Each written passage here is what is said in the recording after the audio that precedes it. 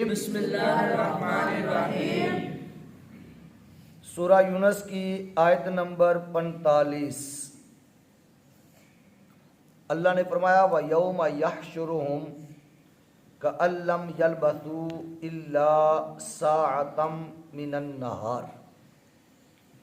وہ کمانی اور یوم کمانی جس دن، حشر یحشر حشرن کا مطلب ہوتا ہے اٹھانا، جس دن وہ اٹھائے گا ہم انہیں، جس دن اللہ تعالیٰ کافروں کو اٹھائے گا، ان کا حشر کرے گا، کَأَن لَّمْ يَلْبَثُوا إِلَّا سَاعَةً مِّنَ النَّهَارِ۔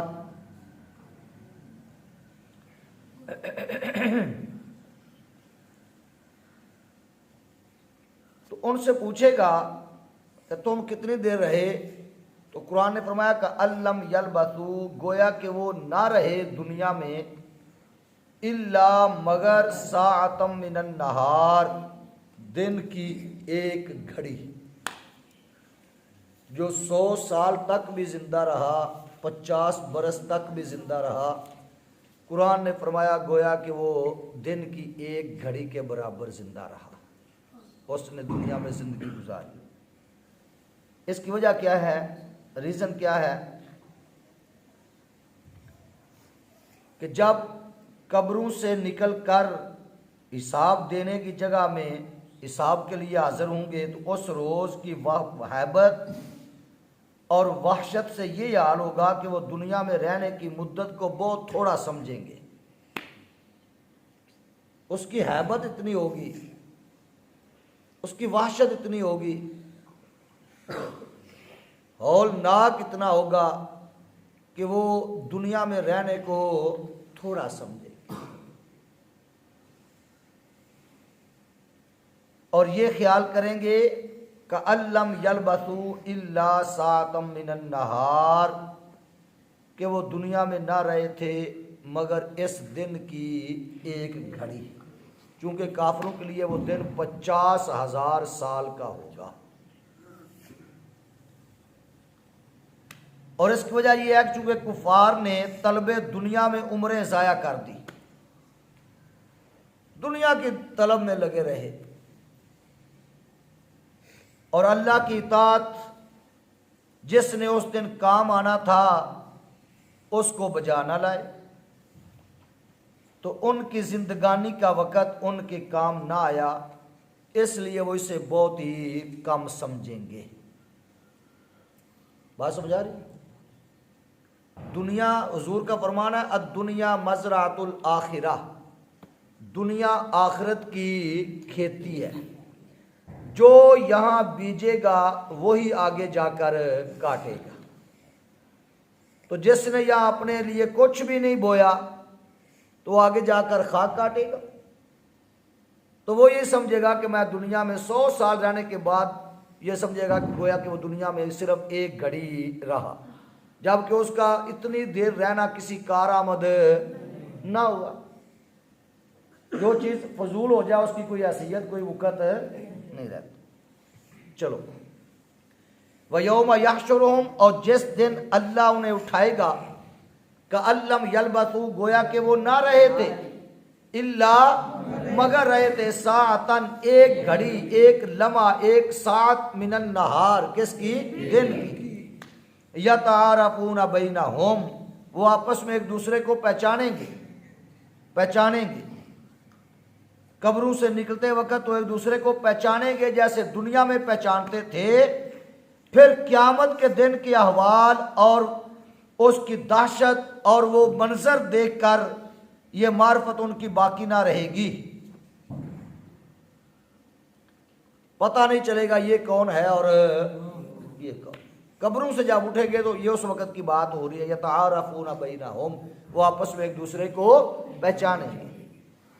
آگے فرمایا قد خسر الذین کذبوا بلقاء اللہ، تحقیق خسارے میں رہے، گھاٹے میں رہے وہ لوگ جنہوں نے اللہ کے ملنے کو جھٹلایا، اللہ سے ملاقات کو جھٹلایا۔ انہوں نے کہا دنیا ہی ہے، بس کون مرنے کے بعد دوبارہ زندہ ہوگا اور رب کی بارگاہ میں پیش ہوگا، اللہ سے ملاقات ہوگی؟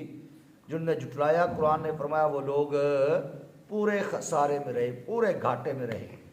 وما کانوا مہتدین، اور وہ ہدایت پر نہ تھے۔ وَإِمَّا نُرِيَنَّكَ بَعْضَ الَّذِي نَعِدُهُمْ، اور اگر ہم آپ کو دکھا دیں بعض الذی، کچھ وہ، نعدہم، جس کا ہم انہیں وعدہ دے رہے ہیں، جس کا ہم انہیں وعدہ دے رہے ہیں۔ کیا مطلب؟ کہ عذاب، اللہ وعدہ کس کا دے رہا ہے ان کو؟ عذاب کا۔ اگر نبی کی تصدیق نہیں کرو گے، میرے نبی پر ایمان نہیں لاؤ گے، تو تمہیں دردناک عذاب دیا جائے گا۔ تو اللہ اپنے محبوب سے فرماتا ہے کہ اگر ہم آپ کو دکھا دیں، یعنی دنیا میں ہی آپ کے زمانہ حیات میں، تو وہ ملاحظہ کیجئے، آخرت میں تو اللہ دے گا ان کو عذاب۔ اللہ اپنے محبوب سے فرما رہا اگر ہم دنیا میں ہی آپ کو وہ دکھا دیں کہ جس کا ہم ان سے وعدہ کر رہے ہیں، او نتوفینک، یا تمہیں پہلے ہی اپنے پاس بلا لیں، فَإِلَيْنَا، پس ہماری طرف، مرجعہم، انہیں پلٹ کر آنا ہے، ثم اللہ شہید، پھر اللہ گواہ ہے، علی ما یفعلون، اس پر جو وہ کرتے ہیں، ان کے کاموں پر اللہ تعالی گواہ ہے۔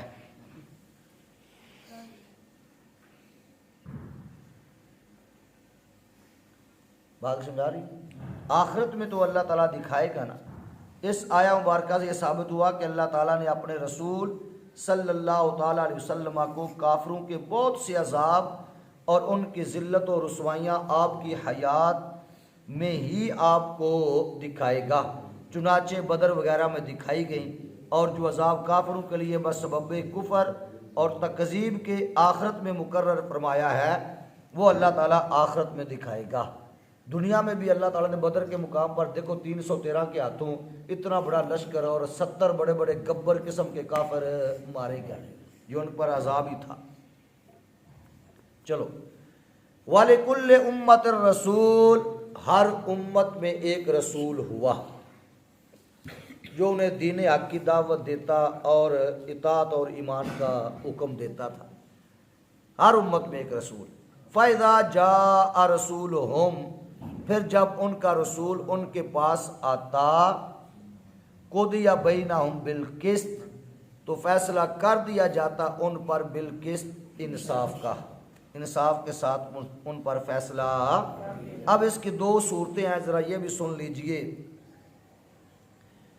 کیا فیصلہ کر دیا جاتا؟ کہ رسول کو، ان پر ایمان لانے والوں کو نجات دی جاتی۔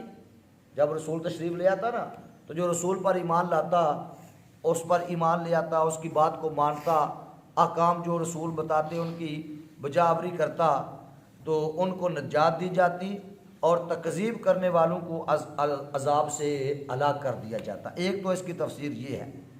دوسری تفسیر یہ ہے، دوسرا قول یہ ہے کہ اس میں آخرت کا بیان ہے، اور معنی یہ ہے کہ روز قیامت ہر امت کے لیے ایک رسول ہوگا، جس کی طرح وہ امت منسوب ہوگی کہ یہ فلاں رسول کی امت ہے، یہ فلاں رسول کی امت ہے، یہ فلاں، ہر امت کے لیے ایک رسول ہوگا۔